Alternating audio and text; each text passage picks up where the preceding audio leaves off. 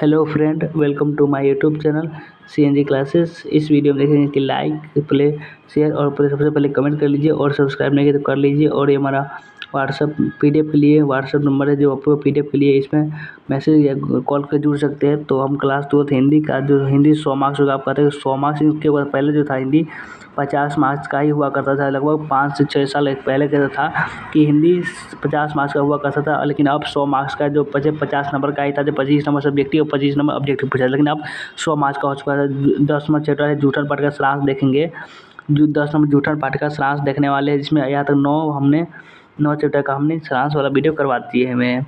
और इसका जूठन पाठ का सारांश देखेंगे। आप जो प्रश्न किस प्रकार से रहता है, प्रश्न आता है आपका बोर्ड एग्जाम में ध्रुवतरीय में कि जूठन पाठ का सारांश लिखे या जूठन पाठ का भावार्थ लिखे या जूठन पाठ के केंद्रीय भाव बताए, या ओम प्रकाश वाल्मीकि द्वारा रचित जूठन पाठ का सारांश लिखे। किसी भी तरह से रहता है, लेकिन आपको लिखना एक ही तरह से। हम आपको वैसा बताएंगे, 100% आपको इसी वीडियो में समझ में आ जाने वाली है। आप अपने से बना के लिख सकते हैं। तो चलिए सारांश देखते हैं। तो जूठन पाठ का सारांश देखना स्टार्ट करते हैं। जूठन पाठ का जिसको लिखे हैं ओम प्रकाश वाल्मीकि जी, जूठन पाठ का जो सारांश होगा, इससे पहले आपने 10वां चैप्टर है, इससे पहले 9 चैप्टर का आपने सारांश नहीं किए है तो प्लेलिस्ट का लिंक डिस्क्रिप्शन में दे देंगे। वहाँ से पूरे के पूरे जो 9 पार्ट का जो क्लियर कर लीजिएगा।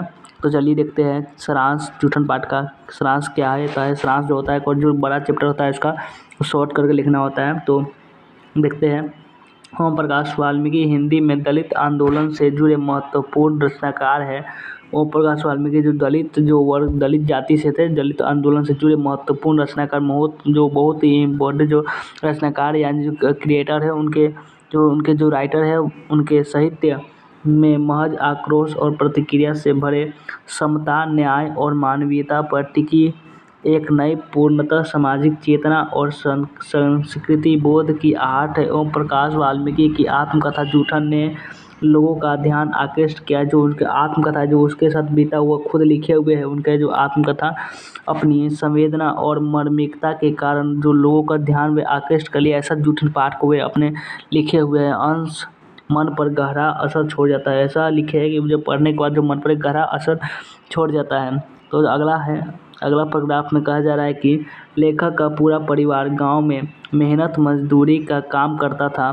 जो लेखक का जो पूरा परिवार था, इनका जो माँ, इनके पिताजी, इनके जो भाई बहन, सब क्या करते थे कि गांव में जो मेहनत मजदूरी का काम करते थे, जिसमें एक घर में 10 से 15 मवेशियों का यानी जो गाय भैंस जो भी जानवर जाति में आते हैं, मवेशियों का 10 से 15 मवेशियों का काम, बैठक खाने की सफाई का काम करना पड़ता था। सर्दी के महीनों में यह काम और कठिन हो जाता था। जब जाड़ा का मौसम आता तो ये काम और भी कठिन हो जाता, क्योंकि प्रत्येक घरों से मवेशियों के गोबर उठाकर, जो प्रत्येक घर होते थे जाड़े के सीजन में, वहाँ से गोबर उठाकर और बाहर कुड़रियों पर उपले बनाने की जगह तक पहुँचाना पड़ता था। उपले बनाने की जगह जो कुड़रियों होते हैं, यानी जो कुड़रियों का अर्थ होता है जैसे आप गोबर वो नहीं ठोका जाता है, जब उस कुड़रियों कहते हैं, कुड़रियों पर उपले बनाने की, जो उपले यानी गोईठा बनाने की जगह पर पहुँचाना पड़ता था। इन सब कामों के बदले सिर्फ मिलता था, क्या मिलता था कि 10 जानवर पीछे, यानी 10 जानवर जब पर काम किए, 10 जानवर को जब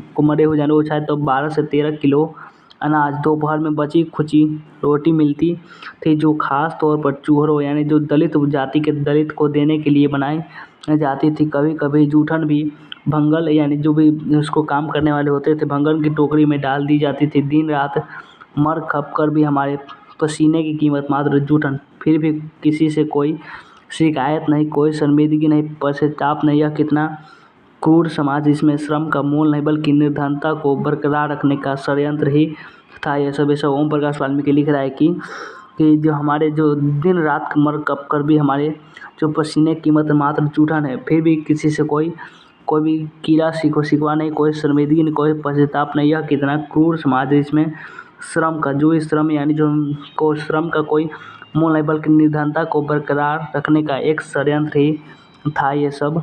और अगला पैराग्राफ में कहते हैं कि शादी ब्याह के मौके पर जूठे पत्तल चूहरों के टोकरे में डाल दिए जाते। जो भी शादी ब्याह के जो बड़ी बड़ी शादी होती होते थे, उनके जो बारात यानी जो लोग खाना खाने आए थे, उसके पत्तल जब भिगाने जाते थे, उनमें जो टुकड़े जो पुड़िया होती थी, उनको इकट्ठे कर और जो उनके टुकड़े होते थे, जो दलित वर्ग के जो जाति के थे जो लोग थे, उनको जो पत्तलों के टुकड़ों में डाल दिया था, जिन्हें घर ले जाकर वे जूठन इकट्ठी कर लिया करते थे।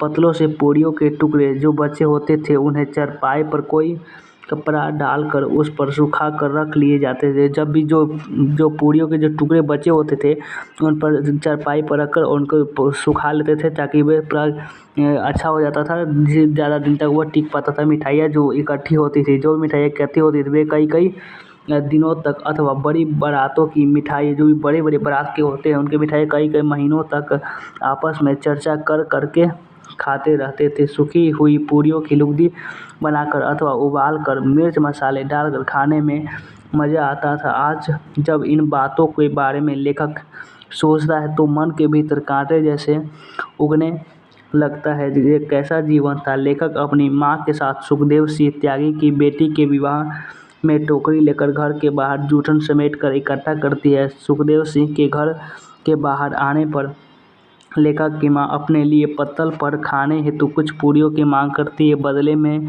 उसे सुखदेव सिंह की फटकार मिलती है। वह चुपचाप टोकरी लेकर घर चली जाती है। यह उसकी महानता का प्रतीक है।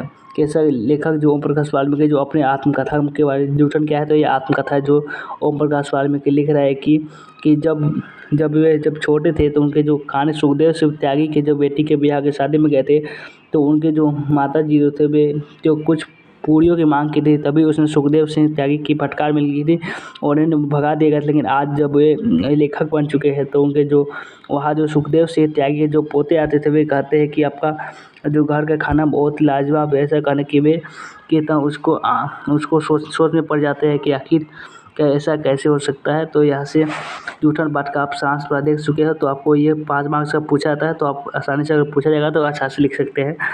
तो चलिए वीडियो को एंड करते हैं और मिलते हैं फिर इस नेक्स्ट वीडियो में। और लाइक शेयर और कमेंट में बताइएगा कि कैसा लगा वीडियो। तो चलिए वीडियो को एंड करते हैं।